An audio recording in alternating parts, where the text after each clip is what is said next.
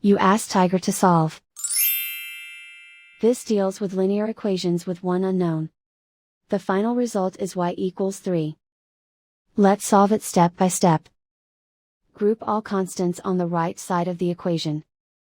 Add 10 to both sides. Simplify the arithmetic.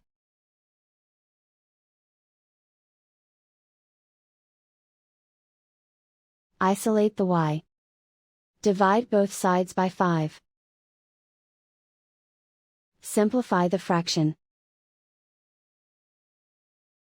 Find the greatest common factor of the numerator and denominator. Factor out and cancel the greatest common factor. And so the final result is y equals 3.